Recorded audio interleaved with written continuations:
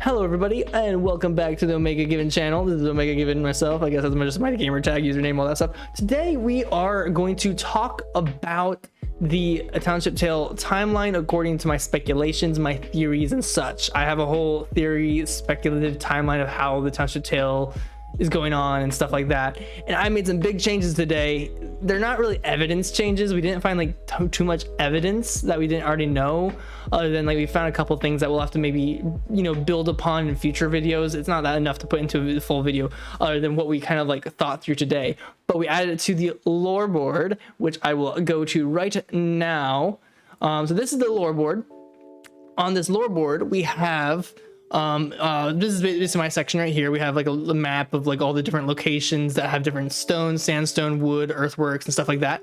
But you guys aren't here for that. You guys probably have watched a couple of my other lore videos where I've already explained this. So we're going to look at my changes to a point, as well as let's just explain it in a linear sense, because it'll probably be easier to follow if I explain it in a linear sense. So we have ancient times, right? Okay, the Township Tale, the land that we live in, it once, it's a land. It has ancient times, but the first people that settled the land was a people that created earthworks. None of this has changed really. So basically my evidence was that there are these stone, like actual, like kind of like the dirty brown stone looking objects or stones here. There's some earthworks here. I think these are all constructed by a earthwork creating kind of people.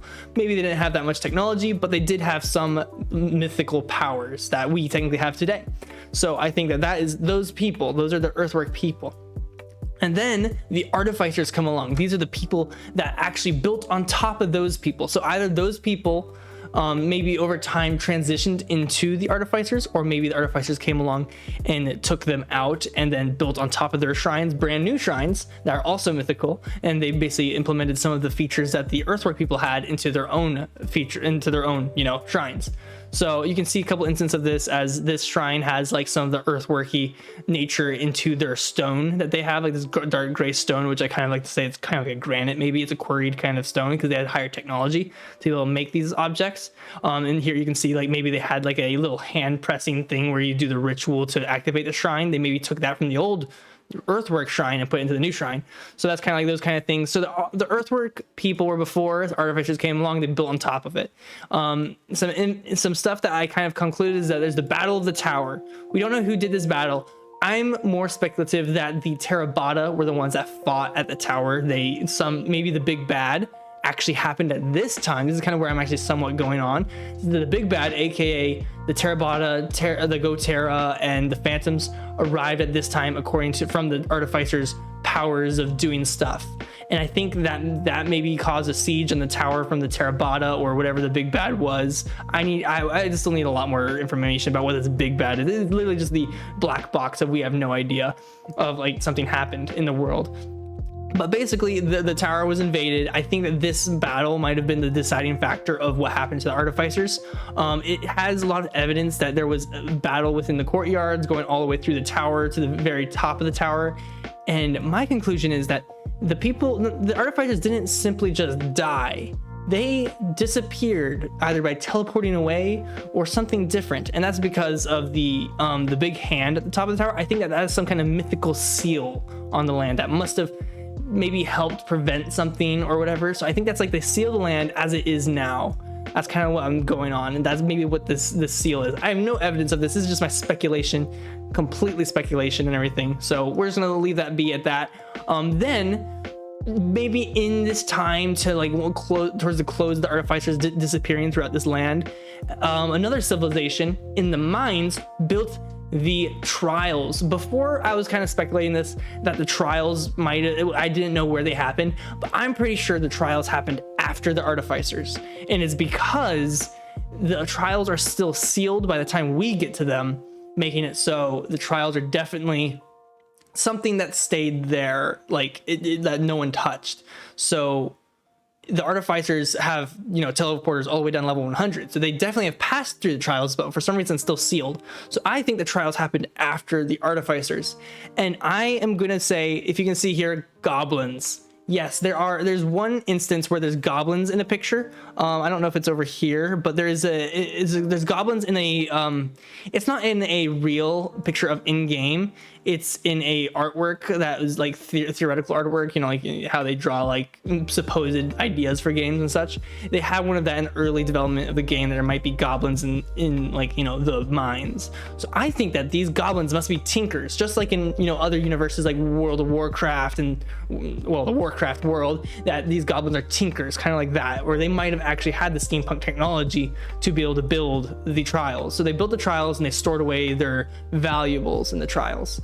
So with that said, the goblins then maybe disappeared, maybe they got wiped out by the Terabata at the same time, who knows. But I think it's definitely after, at least that's my theory, not like I'd say theoretically after.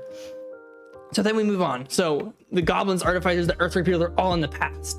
Then the Kalmui arrived, the people that built the town that we know of today, the sandstone town.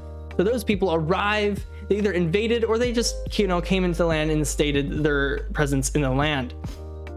So these people came in. We have a lot of different facts and like different lore points that we know of about these people in the form of cosmetics.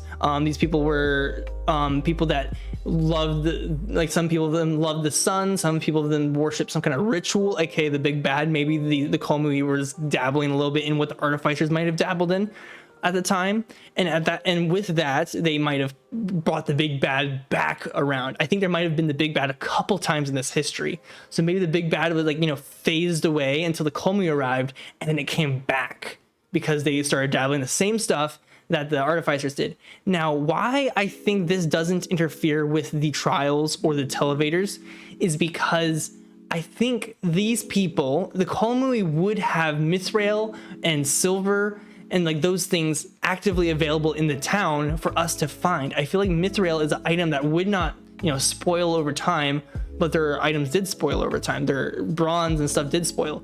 So they must have just never brought it up out of the mines. But why would they do that? So that's why I'm like, it makes no sense that they actually went past the trials. So the Kalmui probably never went past the trials. They probably actually only went to the level 20 and max just to get copper and iron. So that's why their tools were like, you know, they rust out and everything. So that's kind of like my idea of that. And then the Heavios. The Heavios, I think, are native people of this land, or maybe just another faction that existed. I definitely, after some more looking at the Heavios stuff today, I definitely think they're just frog people. It just has too many indications that they're not frog people. Well, there's some kind of frog people that have a Japanese influence from our work, or like influence in style. So I think the Heavios were there, and I believe that there was a battle in the mountain pass. Still don't have information on what or who that was between.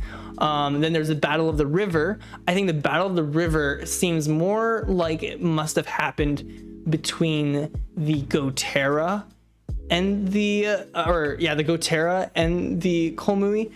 That's mainly because the Battle of the River, there's like a ton of presence of the Gotera, and I think the Gotera were at this point in the world. So it just makes sense that might have been a battle between them. Before I was thinking it was the Heavios, but I don't think it was a battle between the Heavios, even though I think the Heavios might still be hostile to the Kalmui. So that's something a little different I'm changing in my mind at this point. So that happened. The big bad, I think, rose a little bit too much. The battle must have been the last battle, and I think that wiped out the Kalmui. The Heavios people left the land because it seemed like the big bad was getting too much, too many Terabata, too many Gotera, too many phantoms around to deal with. So they left the land. Technically, this is just literally patch. Like the patches and updates haven't happened, but I'm just gonna go with my theory that they left the land and they're gonna return back in the future updates when they add the Heavios into the game. I'm just gonna go with that for now. If the developers want to add that as is, like how I explain it, that's awesome. I think it's a good way to explain it without having to break canon or say that it's there but it's not. So yeah, I think that's how it's gonna be. And then this is the biggest theory of all. Literally at the end of the video. I think us as the players are actually the descendants of the Artificers. Now, what evidence do we have of that? For one, we teleport into the world. And I think the Artificers had the power of teleportation. I don't think the Kalmui was able to gather the power of teleportation.